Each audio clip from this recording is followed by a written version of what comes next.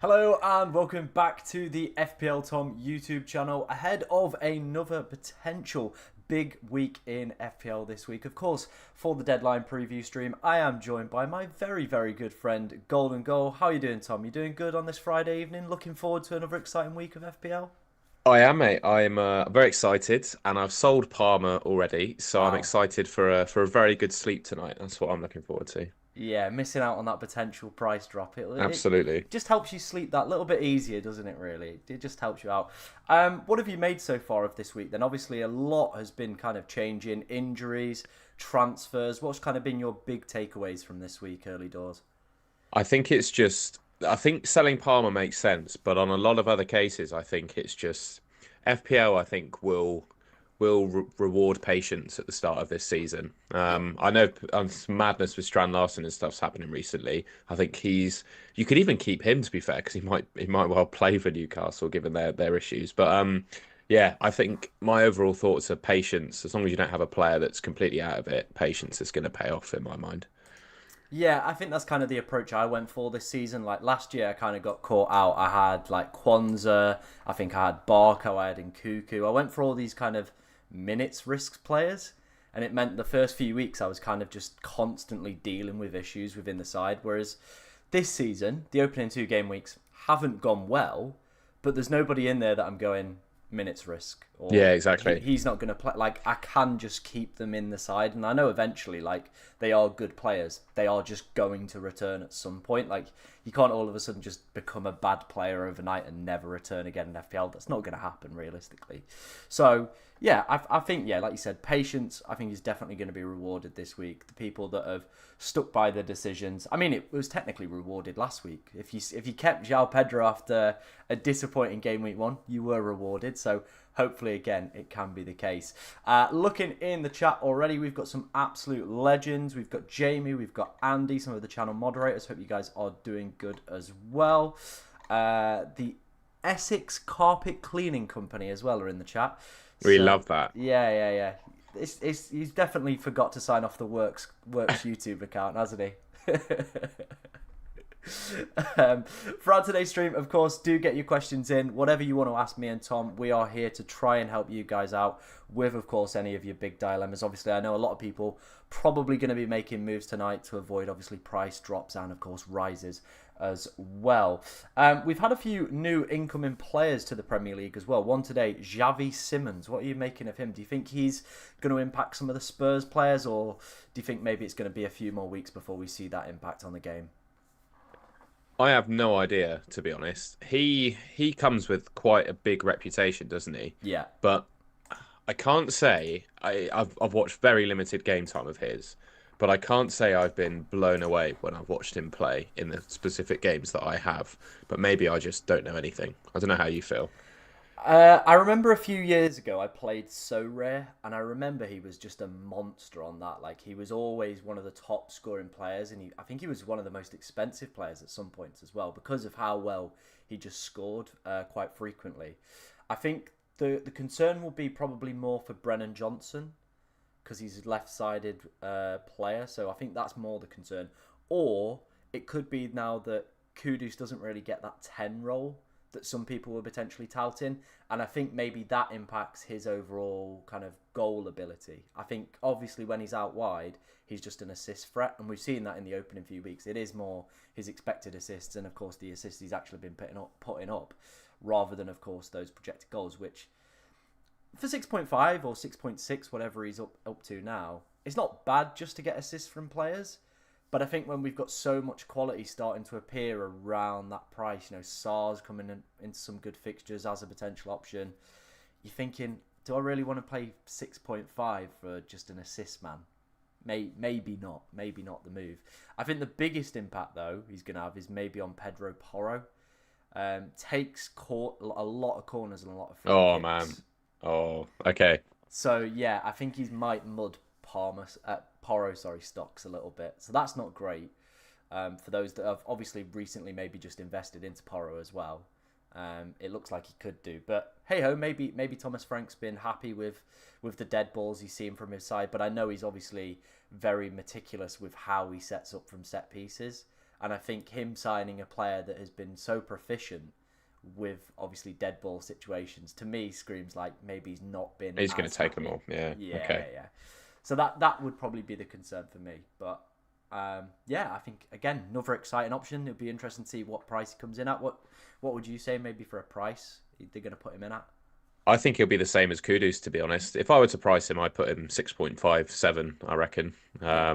Maybe I don't know, maybe his goal record in other leagues is better than that. But yeah, I think it makes sense for him to be around the same as the other Spurs mids. And I was going to say, while you were talking about him, I remember I wasn't hating on him, but I was suggesting that you could do better than Kudus at the start of the season because even though looked pretty nailed on at the start, I always felt Tottenham would sign someone. Yeah. And I think it goes back to at the start of the season picking those players that like aren't minutes risks, and hopefully I'm praying at least that will pay off. And I think that's the first little like I don't know chisel away at Kudus for me. Yeah, I think over the weekend we're going to see more and more dominoes fall in that regard. Obviously, Newcastle buying a new forward probably means Isak's on his way out. So then that probably devalues Ekatike, Gakpo, all these people that have probably had the minutes risks there and put a lot of us off, especially the more Yeah. I'd say more engaged managers. Maybe now we're going to probably see that rewarded because they're going to be dropped or rotated or early substitutions and stuff like that. So yeah, it's gonna be a fun few days, to be honest, in the transfer market. I think a lot of dominoes are gonna fall in a lot of different directions. So be interesting to see how that goes. Right, let's start off and take a look at this week's fixtures then. On screen right now is the projected goals and clean sheet odd numbers from Fantasy Football Hub. Of course, me and Tom are both affiliates, and if you want to go and check their website out, use the link in either mine or Tom's channel. It helps us out a little bit. Of course, you get 50% off as well, so a win-win deal for absolutely everybody involved. As we can see here then, the top fixtures for this week for projected goals are going to be Manchester United and Chelsea here. Interestingly, they've got Liverpool rated quite highly. What are you making of those numbers so far, Tom? Yeah, ish. Yeah, fine. I think the Liverpool Arsenal game will be. I'd bet. I do a score prediction for every deadline stream, and I was Yeah. doing the graphics this afternoon, and I'd bet. I didn't look at these stats, but I bet that the game would be 2-2, which I think when you do the rounding is what that's predicting. To be fair, so yeah, Yeah, it always seems like there's quite a lot of goals in that game. There's never like a boring 0-0, and I don't think that's going to be the case again this season. and Salah has a pretty respectable record against Arsenal as well. So I know Arsenal are like you. You think they're a solid team, but he's still banging in the goals against them. So yeah, interesting one. We'll talk about captaincy, I'm sure, Yeah, as we yeah. go on. We'll talk about captaincy in a second. United, obviously, with their standout fixture against Burnley. A lot of people bringing in, of course, Manchester United assets, Cunha and Buemo, Bruno Fernandes. What are you making of that fixture? Do you think that could be one where United are going to be rewarded after a disappointing midweek, or do you think it potentially could be one of those where it's a little bit of a trap and people are bringing in players and then they're stuck with United players? I have no idea how that game's gonna go. I think it could easily go one of two ways, right? It could Hmm. be a case of the players have just lost faith in Amorim, they've given up, they're not motivated for it, or the other way around, they want to rally due to the defeat against Grimsby and go out and absolutely smash Burnley. I really can't call how that game is going to go, to be honest. No, yeah, I think we were talking about it before we went live, just saying like again, it could just be one of those where United absolutely romp them, or the betting markets are suggesting that. Of course, this data we're looking at here as well is also suggesting it's going to be a pretty stern victory for United. But it is one of those things where sometimes, especially around United, it seemed over the past few years, you think when it can't get any worse, it just can. And I It feel like, can. yeah, literally the Mick McCarthy or, the Simpsons meme where it's like, this is the worst day of my life. And it's like, So far. so far. Fully has been United over the past few years, and it would not surprise me to see them do something very similar to this again, where they've just lost to Grimsby, then they lose to Burnley. I would not put it past them, because I just don't think, watching the first two games, they've got the system right. Like, I don't like Bruno that deep. It just doesn't work. I don't know what he's got against Mainu and why he doesn't want to play him, but I think unless he's going to make that tactical switch, it could be a very, very frustrating performance again for United. So I'm a little bit hesitant, but I, of course, have Bruno. But if I was to Would I bring someone in? I don't know. Where would you sit on that? If you've not got any United assets, would you replace one of them? I always feel that Bruno Fernandes is going to be a good option in FPL. He Hmm. just ticks so many boxes. But outside of that, I don't know. I made a wildcard draft before the United Grimsby game, and I put Cunha in it because from the first two games, Cunha I think has been the one he's had so many chances, Yeah. and he's still played well. I know they've lost and not won yet, but he's still I think played quite well. So he would be my favourite outside of Bruno. But given that Grimsby game, I'm just not sure. I mean, it just depends who else you've got in your team, really, and if you think they could still do decently, I'd say I'd probably sit on my hands to be honest. If I still had players in my team that were somewhat decent, I reckon. Mm, mm. Obviously, we'll talk about potential Palmer replacements and maybe some United players are probably going to come up in there. Looking at some other fixtures then for this week, West Ham Forest is another fixture that people are obviously earmarking given the poor start to the season that West Ham have had. Any Forest players maybe taking your fancy for this game week? I think it's got to be Chris Wood, hasn't it? Mm. I've been really impressed with Elliot Anderson. To be honest, he's obviously been on corners, got assists, some defcons. He's looked really good, and yeah, I guess those that went him over Reinders, etc., will still be happy. But I don't think he's like fixture specific. I think you just pick him, stick with him, and he'll just score points across the season. The only one I target really, I think, is Chris Wood. To be honest. Yeah. Have you got a Forest defender within your side or not? Yeah, I've got Nico Williams at the moment. Yeah. I'm quite happy with him for the time being. Yeah, he's fine. Like I feel a little bit missold on. I've got Murillo, Oh, and yeah, the guy's done nothing so far. The Defcons have been nowhere near. So yeah, he's been a little bit on the fraud watch to be honest. What have you made of Defcon so far? Because I've had quite. I targeted it a lot with my game week one side, and I have definitely reaped the rewards already. Like Tarkowski already hitting it twice, Anderson hitting it last week as well. I've hit the rewards for it already. Like it's 6 additional points for my players just turning up. What are you making of it so far? Do you think it's a game changer, or do we still need to see a little bit more evidence on that? I think it's a game changer over the course of 38 weeks because we Yeah, saw all the projections well, not projections, all of the stuff we saw from the likes of Tom Hadley. They were all sort of season long points. yeah, So I think you only see the real, obviously you've seen it short term as well, but the real benefits will come long term because I think they're kind of, Anderson and Tarkovsky are kind of like pick and stick players, and the rewards will come just keeping them in your team every week. But I'd say Tarkovsky, even with Michael Keane next to him, has looked like an absolute world beater in terms of DEFCON and FPL points, hasn't he? yeah. I think he picked up maybe like 6 or 7 uh, DefCon DefCon obviously contributions within like 15 minutes in It's one of the games. outrageous, isn't it? It's outrageous. Like I remember looking, and it was like, oh, he's nowhere near it. I'm not getting anything out of him today. And then I was like, hang on, he's hit it already. So yeah, he just seems one of those broken ones. Dan Burn as well from Newcastle's hit it both weeks. I think Virgil van Dijk might be a little bit of maybe a bit of a trap in terms of DEFCON points. I think Liverpool have just played 2 very kind of busy attacks that put teams under pressure, especially Bournemouth with their high press, really aggressive. It's quite hard just to sit back. I think when they get into game week 4 and 5, where they're playing low blocks in Burnley and Everton, they're probably not going to hit the same defensive contributions. So yeah. Yeah, I'd agree. And I was going to say something about Liverpool as well. I think their defence at the moment, their team in general is just so open.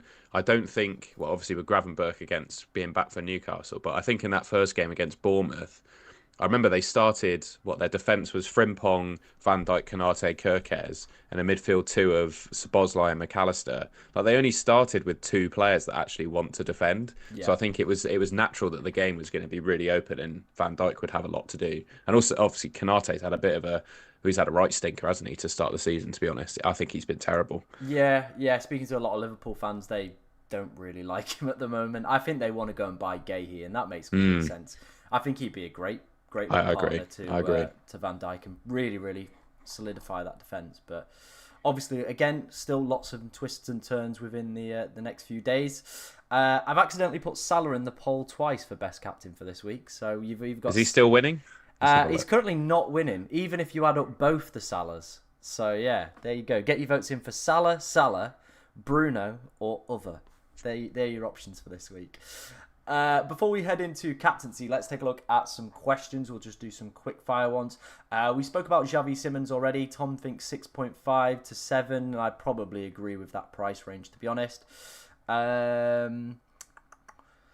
We'll talk about Palmer and Saka replacements in a little bit. Obviously, we're going to talk about the best midfielders and stuff like that. Someone said would captain. I think, again, we'll come on to that in a second with captaincy and talk about that one.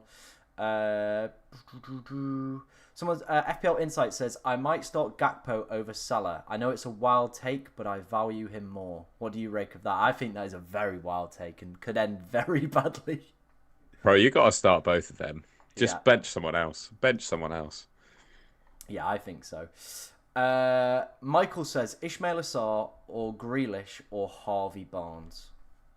Ismail Assar every day for me. I put him in the wildcard team I made because I think he's the best 6.5 million midfielder now. Yeah, I agree. To be honest. I think he's going to be a decent one, to be honest. Right, let's move on. Let's talk about captaincy then for this week. Again, we have got the Fantasy Football Hub predicted points for this week. These are the top predicted scoring players for FPL Gameweek 3 according to them. So Salah's top. Haaland in second, Bruno just behind him in third. Then we've got Watkins in fourth, Cunha and Buemo. And then a surprising one here, De Ligt. I'm not quite sure how that one's ended up there. Gakpo, Cucurella, João Pedro, Mateta, and then obviously just start to filter down in some other names. Who would you say then, Tom, are your top candidates for captaincy for this game week? Salah, I think I've got 5 players that I'd consider captaining this week. Yeah. Salah, Haaland, Bruno Fernandes, Chris Wood, and João Pedro. I'd say those are 5 players you could genuinely stick the armband on. Yeah, I think if people have got Haaland, I would be very, very tempted to go with Haaland this week.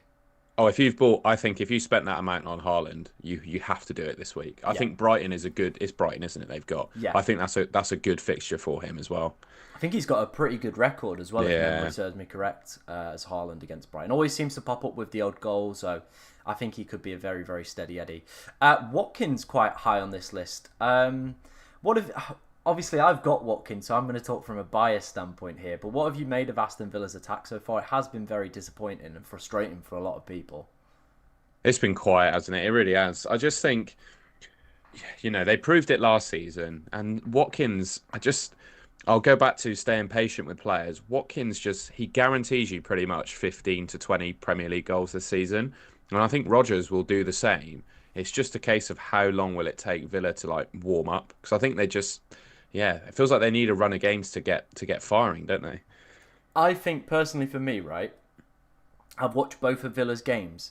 They've looked so slow in possession and so slow out wide because they've been playing like McGinn, and I don't think Rodgers was quite fully fit in that first game either. But McGinn has been playing as like the width of that midfield, and you're just like, what's that about? I'm watching it, and I'm just watching him like it looks like he's running through treacle.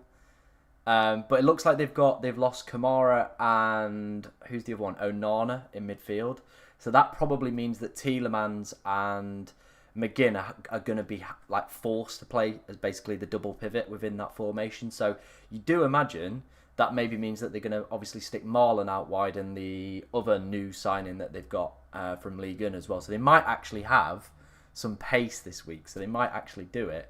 And obviously Palace as well. How are they going to fare with European fixtures? Like they've already played 2 extra games on top of Villa already. Like they look leggy against Nottingham Forest.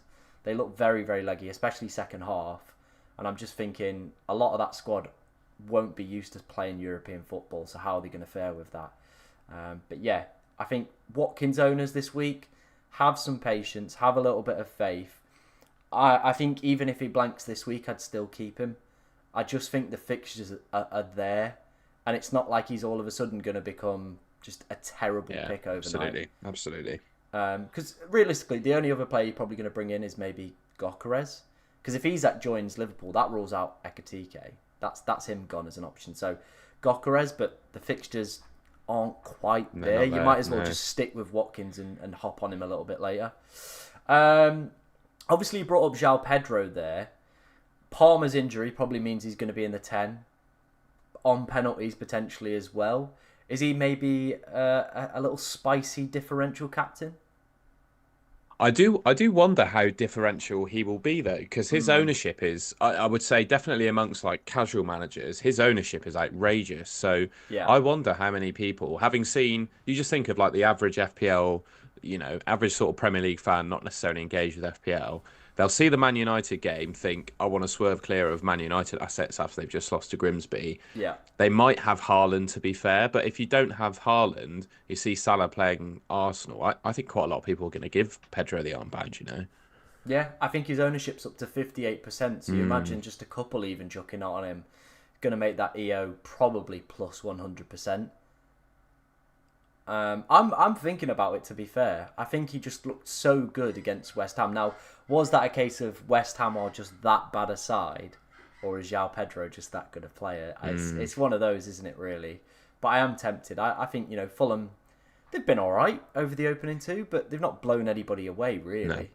I think, obviously, if that penalty goes in against United, different game. Brighton, they had to score in the 96th minute. Didn't really do too much other than that. Like, it's just one of those, really. So maybe João Pedro for captaincy this week. Obviously, if you have voted for other on the poll, do let me know who that other option is. That would be very, very helpful.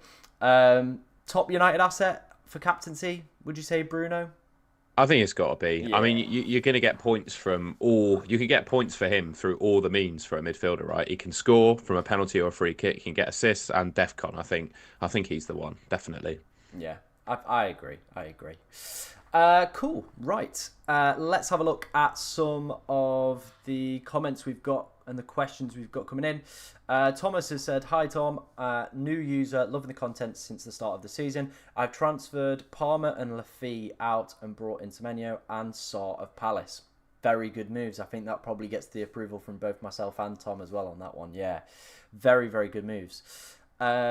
People saying Pedro maybe a bit of the Gandhi curse. Does that come into play when you pick a captaincy? Ooh, I'm guessing by that reaction, yes. it does. I didn't realise they are, aren't they? Yeah. Yeah, screw that. Yeah, can't do that then. No, rule that out. Never back the early kickoff, mate. Never back the early kickoff. Mahatma Gandhi, one of his best quotes. Someone said they're going to captain Kudus this week as well. What other ones have we got? Just trying to find some other questions where we don't obviously talk about that in a second. Is Nick Pope now an option, or is his position under threat from Ramsdale? I don't think I'd go near it, to be honest. No, me neither. Me neither. How much is he? Is he 5 or 5.5? Yeah, I think he's 5. Yeah, he's 5. No, I wouldn't do it. I wouldn't do it. I'd pick just go Sales or Sanchez. That's all I'd do. Yeah, I don't think you need to be different with your keeper, to be honest. No. I mean, I say this and I've got Verbergen in goal, and he's What are you? Oh, bro. mate. I honestly don't know what I'm doing. Like, I wish I'd have just stuck with like one of my final teams where it was like Anderson and Sanchez. I'd have just been so much more comfortable. But it is what it is. We've selected the hard life, and yeah, it's just more fun, isn't it? It's just more fun getting called an idiot in the comments every week. Cool. Let's have a look at what should we have a look at? Let's do our favourite midfielders. So this again is from Fantasy Football Hub. Over the next 5 game weeks, the predicted points. Obviously, a lot of people are going to be looking for Palmer replacements. Maybe some people have got both Palmer and Saka. We've already seen that in the chat. So obviously, let's talk through some of those picks. One of the things that I did with my dad's team today, one of the recommendations I had, because he had both Palmer and Saka, was to actually bring in Mohamed Salah, Okay. because he Yeah. originally didn't have him, and I think some people could also be in that position as well. What are you obviously making of that? Like, he's already got Haaland, but now he's got Haaland and Salah. Would you be up for that or not?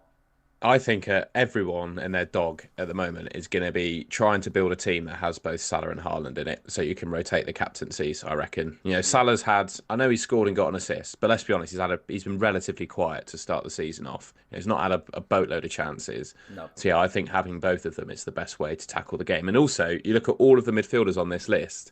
None of them are obviously the premium ones, so I think it's become more possible than ever to fit both of them into your team now. Yeah, agreed. That's with my team. Obviously, I went for the 4-5-1 structure, and now I can move away from that because Palmer's injured, and I've got all this free cash to bring in that second forward. So, yeah, again, I think like you said, a lot of people are probably going to be looking at maybe spending a little bit more in that striker position, maybe getting themselves a Haaland, or maybe actually having the funds to upgrade Yeah. back to Salah potentially as well. Outside of Salah, then, who would you say is your top replacements for obviously Palmer and Saka? I'd give you three. I reckon Bruno Fernandes, if you don't have him, I'd still stick him in. I think he's probably the second best, as the expected points say. And I'd agree with that as well. I think Semenyo is the next best thing after that. I'd rank him ahead of Gakpo on minutes. Because obviously, like you say, if they sign Isak, it makes Gakpo. You just don't know what's going to happen with him. And then I really like Ismail Assar as well. I Mm-hmm. think with no Eze, he's going to have more like attacking responsibility. He played in all 38 games last season. He's got a very good fitness record. I think he's a really good option in the game, is Ismail Assar. Yeah, I really really like him. I'm currently tossing between him and Semeno, to be honest. For my team, that's kind of where I'm at. Is which one do I pick? Because both of them have. Well, I wouldn't say Sar's looked as good at the start of the season. Like Semeno's been different class, hasn't he? But Sar has, I would say, the next after they get past this Villa game, Sunderland and West Ham, probably two of the best fixtures realistically you could ask for right now. Absolutely. So yeah, it is tempting me a lot to obviously take a look at him. My big concern is how do Palace manage European football going forward? Yeah, that's the only thing, isn't it? I mean, Yeah, Sarr is, yeah, amongst like the key attacking players, isn't he? So yeah, you're absolutely right there. That is the factor. yeah. I think it's just one of those where if they look really like leggy after this weekend, and I've already bought Sarr in, I'm going to be thinking to myself, that's a transfer I'm going to have to make in a few weeks because Yeah, that's just my worry. Like we've already seen after one game they look quite leggy. Two, and like when it starts getting into like October, November, where it's like you play European football every other week, and then you've got Carabao coming in as well. I just think, do I really want to be messing around with someone who's not even like, let's say like a world beater? Is he? Like no, a he's good not. he's a Yeah, good yeah, FPL option, but at the same time, it's one of those where are Palace going to take European seriously as well?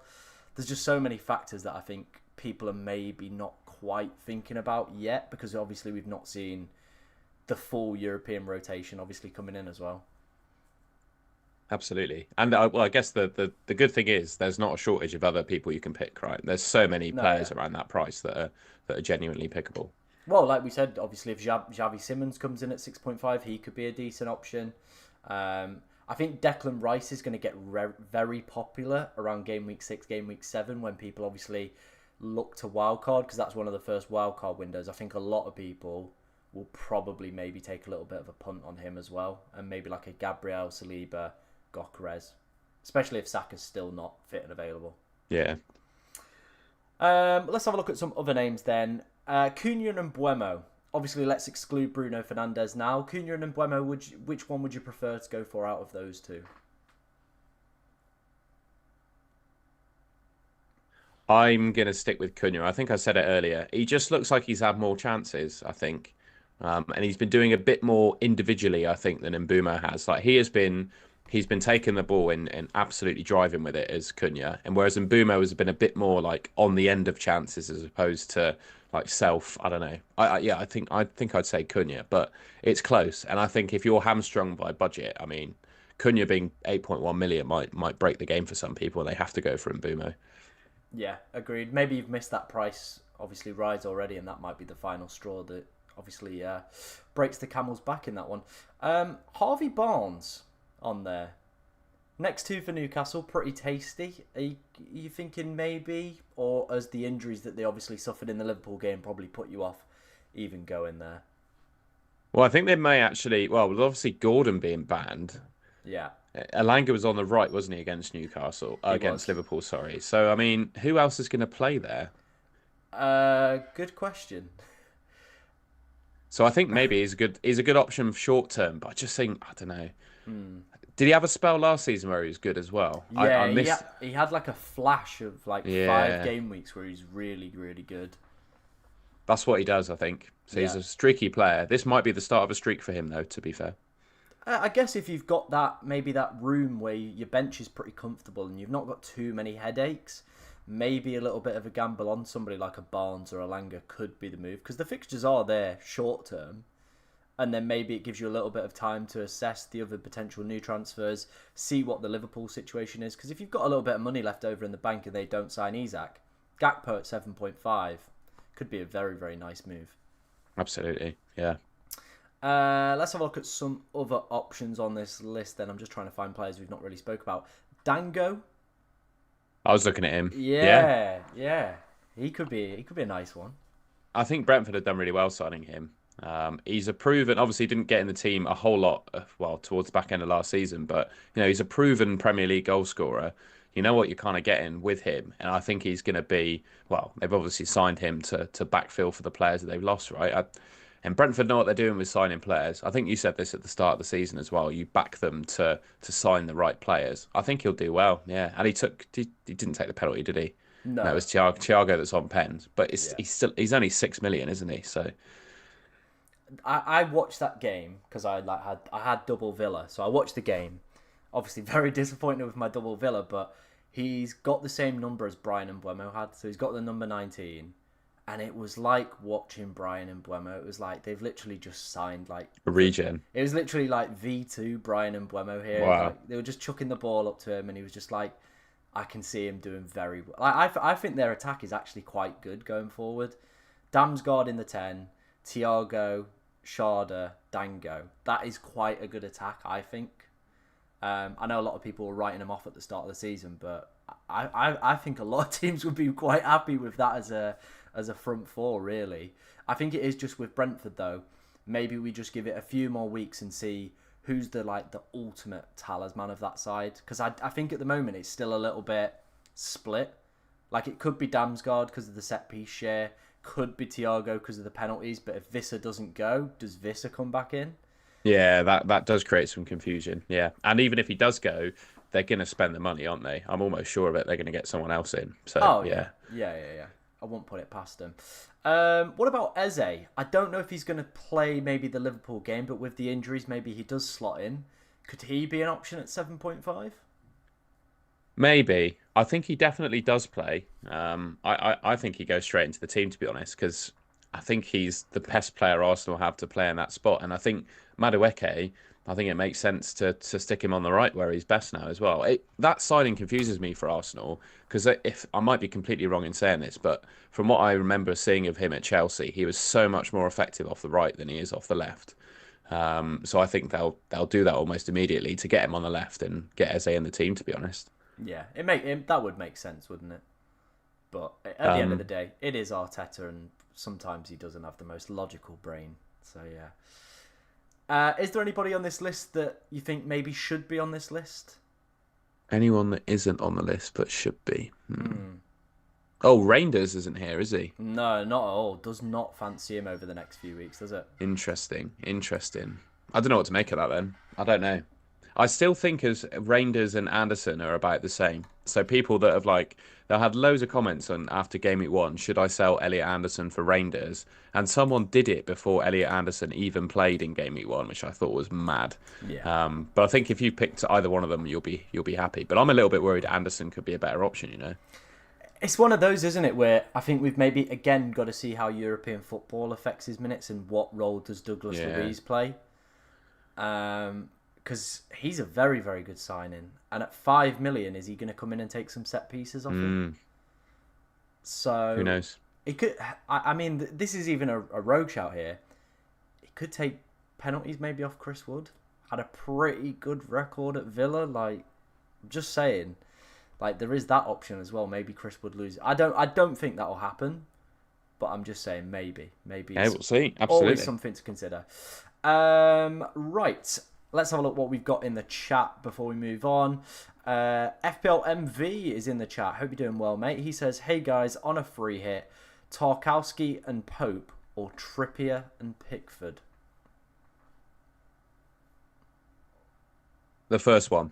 Yeah. The first one. Go for the DEFCON, mate. He's a beast. Yeah. He's going to... I would not honestly put it past him to hit DEFCON yet again. Yeah, he's so good. He is really, really good. What other ones have we got? I haven't got the defenders predicted points available as a slide. If you want to go and check it out, there is a link to Fantasy Football Hub's website in the description where you can go and check that out for yourself. Best striker for around 7 million for the next few games. Well, I'm going to say Chris Wood, I think. It's Yeah. Chris Wood or João Pedro if you could get there. We were speaking before we came on as one of my targets was Mateta. Obviously, with those fixtures coming up, pretty tempted. If you look at a lot of the models that are out there, even the Fantasy Football Hub one suggested that I should bring in Mateta for this week as my like AI transfer as well. So there's a lot of love towards Mateta within the analytics community, but I don't know whether or not it's quite the same with the grass managers. I don't know. Mm. What are you thinking of Mateta? Good option, bad option? Yeah, good, good. They don't really have anyone else of his level to play the position. No. He's going to take penalties. Yeah, I like him. I like him. He does look like a very tasty option. I am tempted. It's going to be one of those where I'm like, either way, I think I'm getting a pretty decent forward in, but it's maybe the João Pedro ownership that does scare me this week a little bit. Like you said, if people are chucking captaincy on him, he could just be one of those where if he goes off again, and I've not got him, I don't think I can get any lower really, but hey ho, new lows to explore, I guess.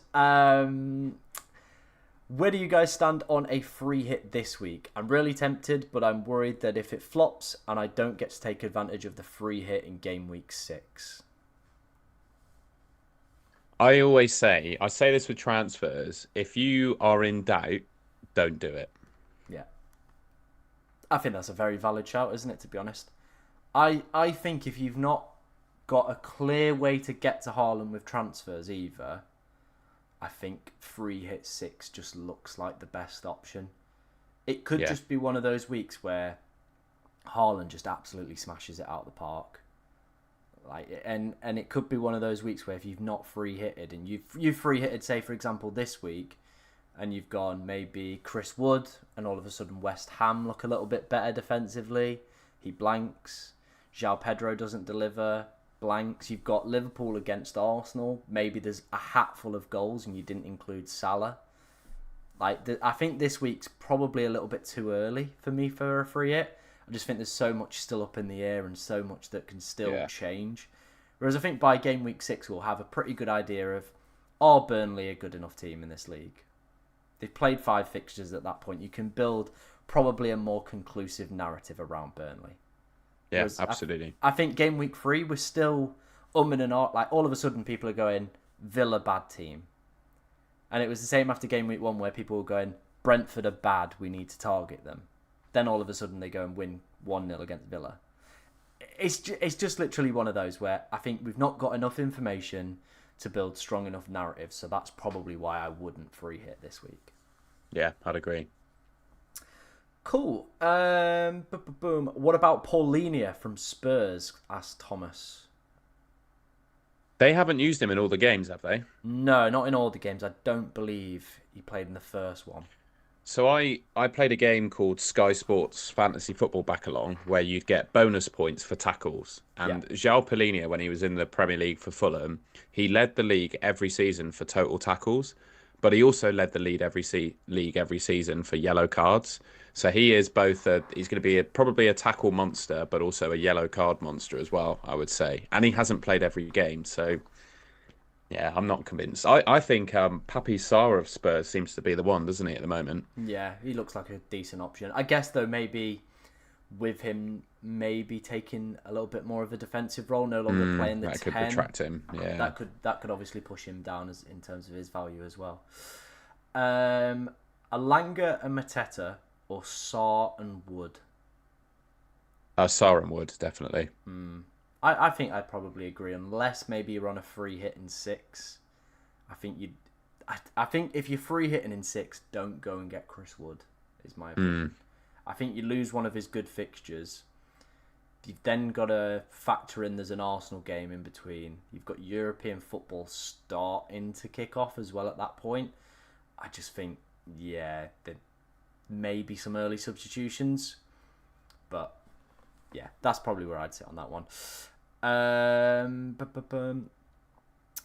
Not confident on United assets with 2 bad fixtures to follow. Do you think maybe people are just looking at this week's fixture and not really paying attention to what's coming up with the United fixtures? Yeah, I think can be quite easy to. I just think the only one I would confidently go for is Bruno Fernandes because he can. I just think he can score points against any opposition, whereas the others, yeah, just not sure. Yeah. Do you think Brennan Johnson is a good shout? No. Not now they've signed No, Simmons. no, you can't, can you? You can't go there. Much like last season, he had a good season last year, but he just wasn't pickable in FPL. No. No. I think he's scored with his only 2 shots as well this season. Something crazy like that. I actually feel sorry for him that he isn't a regular starter for Spurs because with the amount of minutes he plays and the amount of goals he scores, I mean, he puts up numbers of someone who should be a starter, but it's just not. You can't guarantee his minutes. No, agreed. Abby's in the chat as well. She says, I'm thinking of going Palmer down to Saar this week. I plan on using the extra money to upgrade and die the week after, and Krupig Jr. the week after that. What are you making of those moves? Obviously, we just kind of dismantle. Oh, no, not that Saar. I think she means the other Saar. Ignore me. I was going to say something, but yeah, I like those moves then. I think Tom's probably going to agree with me. He was very bolsterous on Saar. Is that the Crystal Palace side, do we reckon? I think it is. I think it would be. I don't think it would be the one. Abby, let us know in the chat. Is it the Crystal Palace Saar or is it the Tottenham Saar?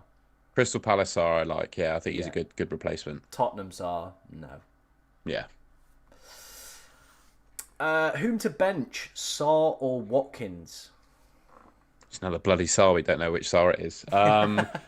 Oh, you can't bench either of them. Surely there's someone else in your team that you can be benching instead of those two. That's a mad benching headache if you've got to bench one of them. Yeah, there's surely got to be somebody who's got a bad fixture ahead of that.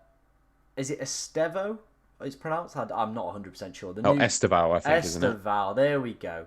There's always me and mispronouncing things, but yeah, Esteval in for Palmer. What do you reckon to that? Honestly, all of those Chelsea midfielders are going to be an absolute minefield. They just signed Garnacho today, haven't they? So he's going to be. I just think, nah. Palmer's the only one. Have you seen they're going for Buonanotte as well? That's just crazy. It's just like, do you need any more, lads? How many players are they going to have? They got like 100 players, haven't they? Yeah. It's just like no one's seeing game time there, are they? No, I wouldn't do it. Johnson and Wood for Palmer and Fulkrug. Obviously, we kind of just shat on Johnson a little bit, so maybe not. Yeah, definitely get Wood in, but we've spoken about Semenyo and Sarr, haven't we? So I'd just get one of them in for the other transfer. Yeah. Abby has confirmed, yes, it is the Crystal Palace Sarr. Then we like we're all good. Move. Yeah, we like that move. Palmer to Anderson and Watkins to Haaland, asks Steve. Don't hate it, to be honest. No. I was big on not selling Watkins, but if you're doing it for Haaland and captaining him, I think it makes sense. Yeah. I'm jealous that you can do it, to be honest. Yeah. I tried to find a way to do it and it just... No, I couldn't. It just couldn't didn't get there. quite... I think I had to go and get like Dewsbury Hall and I'm just like, I don't really want to go there. I was the same, yeah. Oh dear. Bro, I'm on holiday. I don't know what to do. I forgot about the deadline. I'm cooked. Deadline's not till tomorrow. You're all good. You're all good, bro. Yeah, you're don't fine. Don't worry about it. This is just a warm up. This is just the foreplay. The main action comes tomorrow, right? Oh, you called this the deadline review, actually. So maybe I don't know. That's a new title. I like it. Yeah, you got to be a little bit clickbaity. You know what I mean? We need people to watch this. And Buemo captain. I have Salah and Bruno too. But they like the look of Mbeumo. I think if you want to back your gut, you back your gut, right? Yeah, I mean, I can respect that. In my mind, I always want to captain someone who I think is going to take penalties. Yeah. That would be I just want to captain a penalty taker every week. That's one of my prerequisites. Unless they've got a double game week, I'd look for a penalty taker. Yeah, I completely agree with you, to be honest, mate. Double game weeks aside, it has to just be a penalty taker. There's so many just jam penalties. Yep. especially with forwards and the way that bonus worked last season. Like it was just a bit broken, wasn't it? Really. Right, let's move on. We'll answer some more questions at the end, but I wanted to talk about the expected goals and expected goals conceded over the opening two, and maybe some trends we can build. Obviously, it's still early doors, so we can't obviously paint a full picture here. But taking a look at the expected goals, the top teams so far in the league have been Chelsea, Manchester City, Brighton and Arsenal. The worst teams, Wolves, West Ham, Villa and Sunderland. What are we making of that then? And what do you think potentially we can learn from that early doors? It tells you what we've seen, I think, so far. I'd agree. So there's nothing. I don't know.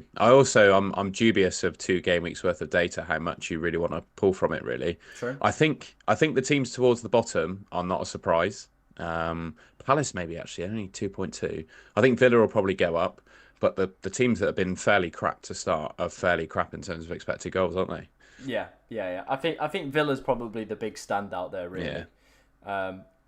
Which of course is concerning if you've got attackers from Aston Villa. You do want to obviously see them a lot higher up.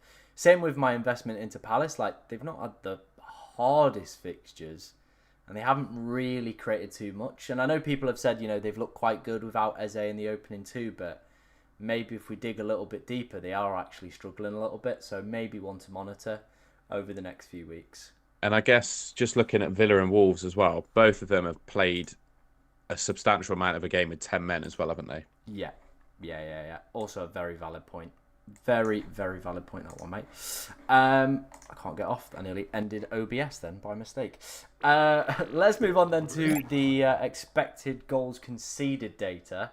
So the worst defences in the league. Everton with 4.5.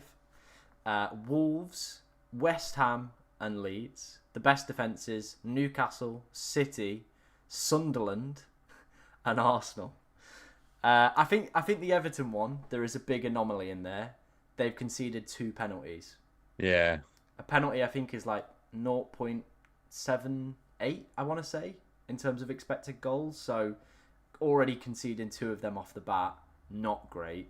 So that puts them down to 3 then, basically, doesn't it? And Danny Welbeck, I think, missed like a 0.77 chance Okay. against them. So you factor out those 3 opportunities there, they probably start to look a little bit of a better defence. I reckon there's a Michael Keane factor in there as well. There is also a massive Michael Keane factor in there. I don't want to hate on the guy, but he's shambolic, isn't he? Come on. Yeah, he is terrible. He's really, really bad. Their new striker as well, they've bought, Barry, is one of the worst players I've ever seen. That's so typical, isn't it, of Everton? I watched him live on Wednesday, and we currently have a centre forward playing at the back for us, and he got pocketed by that. And you're just like, oh my! It's just like every time the ball would come to him, it just like bounce in the air. It just have no control. So I was man. Somehow they've managed to downgrade on Dominic Calvert-Lewin. I didn't think it was possible, but here we are. Looking at that, Fulham, interestingly, down there as well. Maybe one for the João Pedro captaincy a little bit. Just trying to put my own narrative in there in my own head a little bit. Newcastle obviously restricted Liverpool for large parts of that second half. Do you think maybe that's a defence to potentially monitor over the next few weeks and see if they can continue this trend? Maybe. The thing that worries me is Joel Linton. Yeah. Because he went off with what looked like was it groin injury or something he picked up? It didn't look very good anyway, because he's a pretty tough cookie. I think he'd try and carry on through most injuries. And I think he's such just like a battering ram for them, isn't he? And I think he really helps their defence with like breaking up players he does. Yeah. So I think I would monitor it, especially with him out of the team. Yeah, I think that's valid. I think that's valid, to be fair. Dan Burn, been a little bit of a monster in DEFCON though. Maybe if you are on a wild card this week, could be a potential asset if you're thinking of just going stack on the DEFCON, that may be worth investing in. Sunderland at 1.6. Is that going to stay for the season, or are they going to start rocketing down? I think fixture-wise, they've had the best two fixtures to start the season based on how the teams have looked, haven't they? Yeah, Burnley and West Ham. So I don't think there's enough there to suggest, to be honest. yeah, Is Ballard injured now as well? yeah. Went off in the Yeah. eighth minute, so yeah. I think he was one. I think he was like one of the most transferred in players in game week 1 as Oh, well. you'd be gutted. Um, Again, that just proves like the Anderson to Rangers move, getting in Ballard. It just proves patience is big at the start, I think. yeah, yeah, 100% agreed. Right, that's everything I've got to run through. But let's just quick fire some questions for the next 10. See what we get in. So yeah, get your questions into us, guys, and we'll try and answer as many as we possibly can. Obviously, me and Tom will be live nice and early tomorrow. What time are you thinking of going live tomorrow, Tom? 7? I'm gonna confirm with my flatmate so I don't annoy him and wake him up. I'm gonna go for as early as possible, 7:15 or 7:30. But Yeah, I'll let him know so he's not surprised. yeah. Just hears like, "Oh, welcome back!" just through the wall. He's just like, "You knob." But yeah, both me and Tom will be live tomorrow. So of course, if you want to get any questions, team reviews, anything like that, both of us will be going. Have you got your quiz ready for this week as well? I do, mate. And also, one thing I wanted to mention, considering we're on your stream, Hmm. Fantasy Football Hub are doing a money. They're giving you like your money back if you don't get a green arrow this week. So I'm sure Tom's got a link in his description. Check that out. That's a pretty good offer, I reckon. Yeah, that's a great offer. That. Wow. I would definitely be taking full advantage of that one. So pretty decent on that one, guys. Someone said 7:15. Wow. That's what we do. Yeah, the early bird catches the worm. It I think really does. you told me you're sacrificing a second channel video to do that tomorrow. So he absolutely deserves a like and a view tomorrow morning for that. Ah, cheers, man. Appreciate that. Who's the best Palmer replacement? We've ran through them. Obviously, if you want to just flip back throughout the stream, we've kind of just run through all those ones. Zen has said Reinders to Alanga as a punt. Alanga's got Leeds, Wolves, Bournemouth. Reinders got Brighton, United, Arsenal. What would you do? Why have you got Reinders in? Would be my question. I hedge a bet that you bought him in game week 2. Probably. Um, so yeah, I wouldn't do it. Don't think it's worth it. No, I agree. I actually think Reinders is probably going to have a little bit of a good game. I think Brighton are like, in my mind, are almost prime opponent for Man City with the way they set up and play because they do not play a low block at all to Brighton No. against anyone. I think Bournemouth are going to be the best team to actually play Brighton. The way that Brighton try and play out the back, Bournemouth with that press are just going to have a field day. Mm. They're going to be all over them. Boom. Deadline is at 11 tomorrow, just to confirm that for everyone. Deadline is actually at 11. Me and Tom will be there nice and early to give you all the help that we can. And then obviously we kind of just let the big boys go and do their thing. So if you want to go and chat to them, that is perfectly fine as well. You get the best of both worlds then. Absolutely. Is there any... Here's a good point. Is there any T's and C's with that green arrow thing? I don't really think so. There's a support email. Yeah. I'm sure when you sign up they'll give you it. There's a support email. You just prove to them that you didn't get a green arrow. You get your money back if you want to end your subscription. Andrew just said, I'm going to take a -40 hit. See if that works. Oh yeah, that might be valid actually. Yeah, that might be something to consider. I'll have a Yeah. look. I'll have a look. Yeah, get on the T's and C's. Big boys who? I like that. Guys, does a wildcard allow you to change your full team, and does it just last 1 week? No, it doesn't. You can change your whole team, but it doesn't last just 1 week. That is a free hit you're thinking of. Wildcard is permanent, so you get unlimited changes, and yeah, then they stick. There you go. Danny has asked about a wildcard in game week 4. What's your current chip strategy? Where are you at with it? I'm very loose with it, to be honest, mate. I think I've warmed up to the idea of free hitting in game week 6. Yeah. And then I'm really loose with the other ones. I wanted to bench boost in game week 2, and in hindsight, I probably should have, because even though Mark Gu scored 1 point, I would have had a successful bench boost last week. So it's just working out when I use that. But yeah, I think with most of my chip strategies, so much can change so quickly that I'm always relatively flexible with it, to be honest. Yeah, I do think it is one of those, especially with some of the chips. I think the bench boost, I've not really got a week in mind. Like, I think it's probably just going to be one of those where, like, if my bench looks a bit strong, I'm just going to be like, Just crack it on, yeah. this is the week I'm just going to play it. I'm not wasting any transfers on it. I'm not wasting any time or thoughts around it. I think if I've just got a full 15 that are playing with semi-decent fixtures, like I think game week 5, my Burnley have got Forest at home. I'm tempted just to maybe go, if like Mark's playing games, I'm tempted to just go, you know what? Why not? Yeah. Let's just enjoy it. Um, is Saw better than Semenyo if I'm planning a free hit in game week 6? It's one of those where I understand that argument because obviously Semenyo's fixture in game week 6 is Leeds, so you probably wouldn't take him out of the side anyway. But I think both are just good long-term picks anyway. I think both could just be in your sides for numerous amounts of weeks. I don't know what you think on that, Tom, mate. Yeah, I just picked the one that I just think you pick the one that's going to score the most points up until then, to be honest.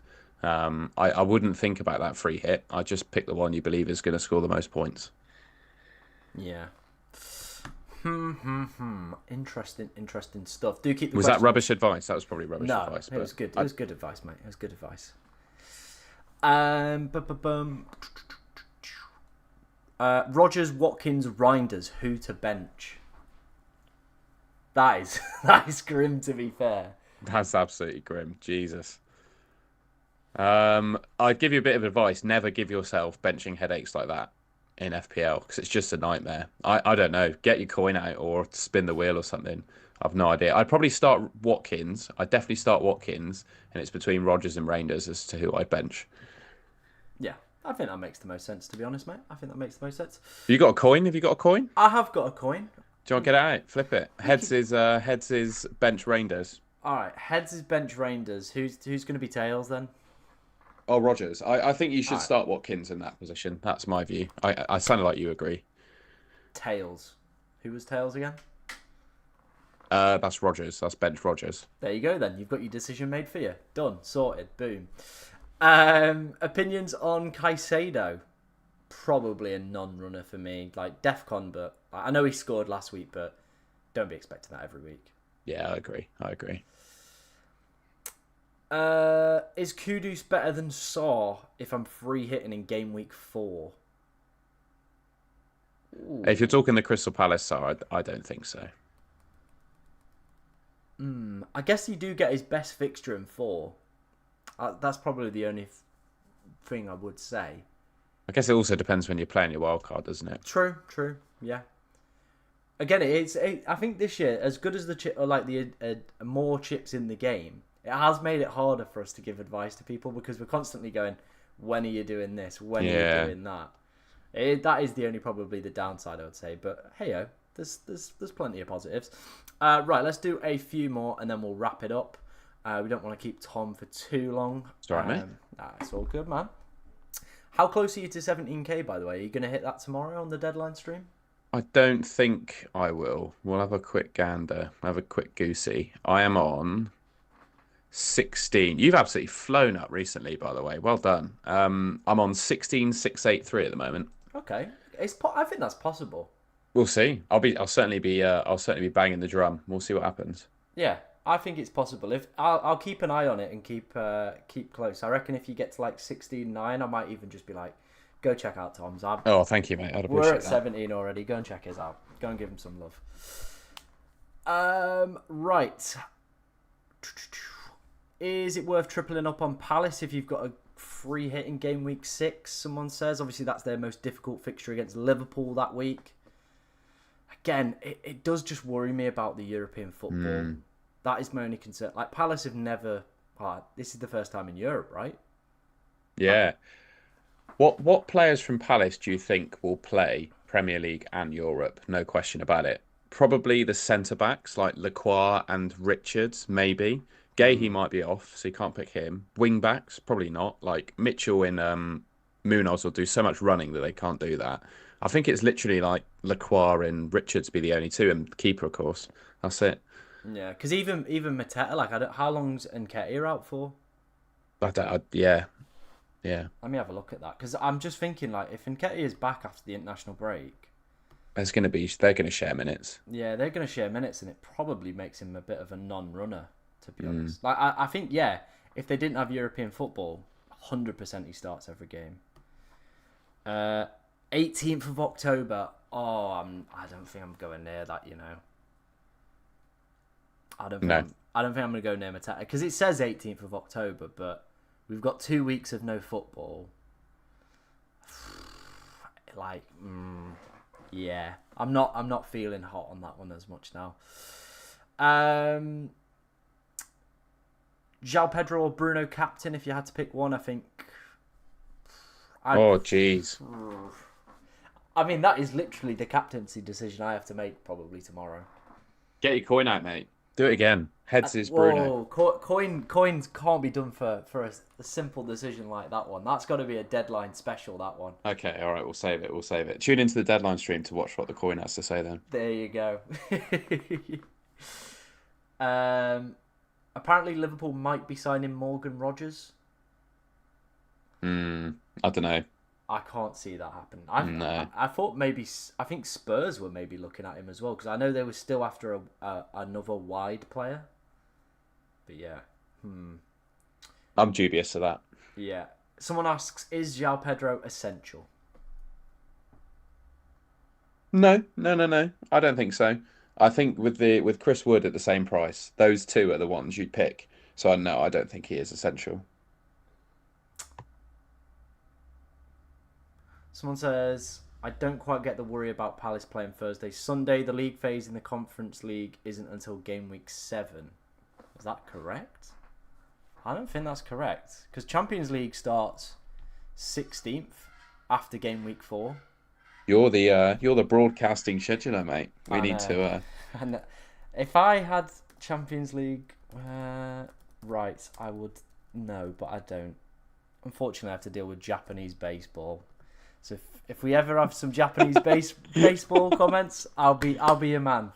God, how many people watch that in the UK? Probably nil. Nil, 0 views. The Japanese though, they love it. They're nuts. They do love it. They do love it. Conference League. I don't know if that's correct. Group start dates. Right, here we go.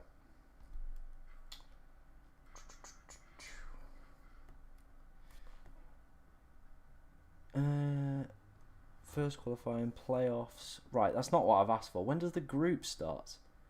Oh, I'll Google it. It does. Match day 1 is not till the 2nd of October. Ooh.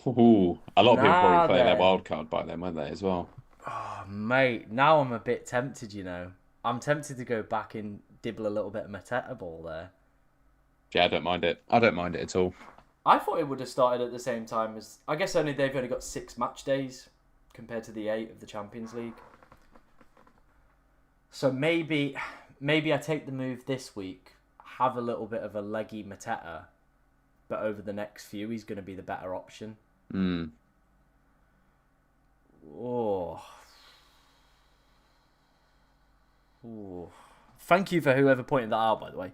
Yeah, it's very useful information, that. Yeah. Abby asks, who should I start between Anderson and Juve? I still probably would say Anderson, you know. Yeah, you can't be picking West Ham defenders at the moment. I think even if he gets an assist, like they could just get walloped. Yeah. Like, well, literally what happened in the Chelsea game. Got an assist, but got walloped, so it was basically non-existent. You might as well have not bothered turning up. I mean, how do West Ham recover from what they're in at the moment? They're right in the shitter, aren't they? Sorry to swear on your stream. Oh, mate, go for it. Knock yourself out.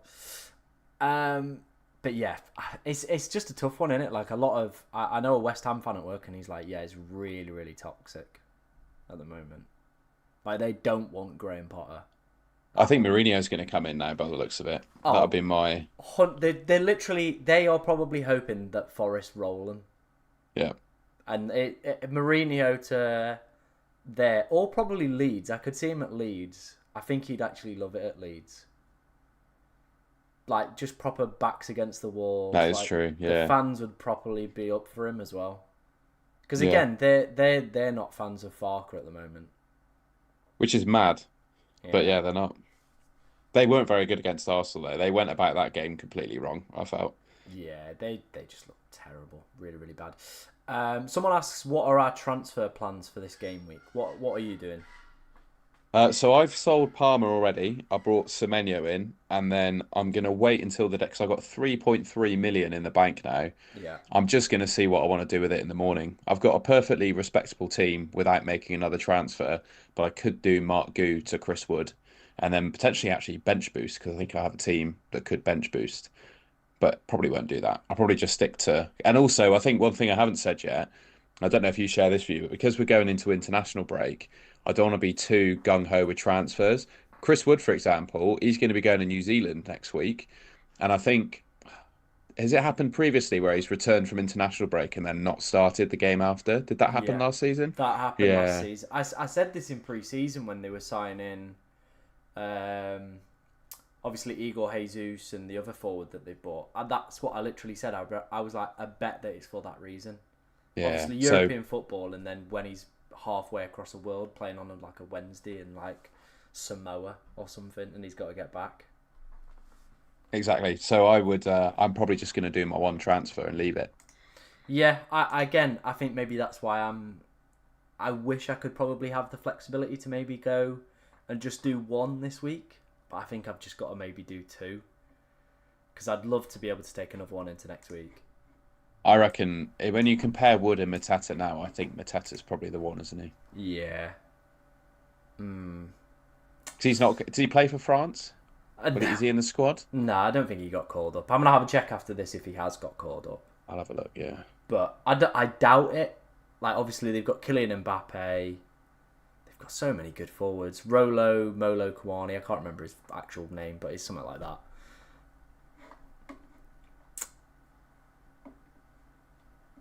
I don't think they. Oh, they have announced their squad. No, he's not in it. There we go then. That makes that decision a lot easier. Um, Someone made a good point though. Would you maybe not bench Chris Wood versus Arsenal anyway? Yeah, true. Yeah, true. So does it even matter that he's halfway around the world still? Yeah, true. True, true, true. But then what if the guy playing in his place does really well? I just don't know. Yeah, I don't know. yeah. Yeah. Okay. Even Ekatike apparently didn't get a call up for the French No, national he's not squad. in the team. Yeah, the forwards they picked by the looks of it, Akliouche, who I've never heard of, Right. Barcola, Cherki, Dembele, Mbappe, Elise, and Thuram are the ones that they've picked. Wow. Fair enough. Fair enough. 2 goals in the Premier League, not good enough. Not good enough. No.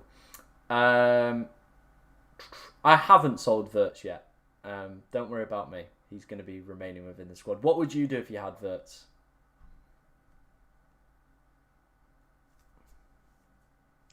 It depends. I would sell him if I could do it as part of a double move to like get Haaland in.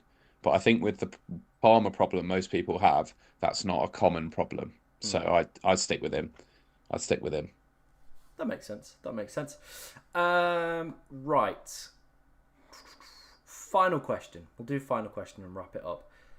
Who do you think, Tom, is going to be the highest scoring player this game week?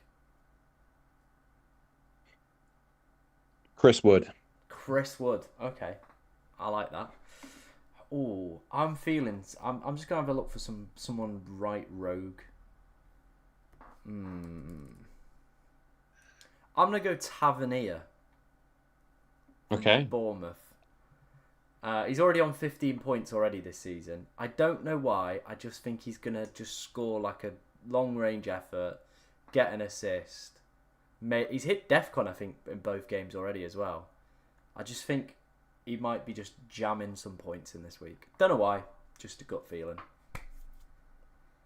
We'll see. So yeah, when you see that on Saturday, you know where you heard it first. And if, of course, he does absolutely nothing or gets sent off, you didn't hear it on this channel. All right? There we All go. Thank you very much, Tom, for joining me this evening. It's been an absolute pleasure to have you on the channel. Of course, if you haven't already, go and check out Tom's channel. You literally have to just click the title. It takes you straight there. He's closing in on 17k subs. Let's see if we can try and get him there before the international break. Of course, he'll be live as well for tomorrow's deadline. If you don't like my opinion or don't like my team rating or suggestions, that is completely fine. Tom will be live as well for the deadline. And yeah, all good stuff, guys. We'll see you both tomorrow morning. And yeah, best of luck for game week 3. Please tell me what the coin toss says on the captaincy as well. Oh, I will. I'll pop it in your chat. Don't worry, mate. See you later, everyone.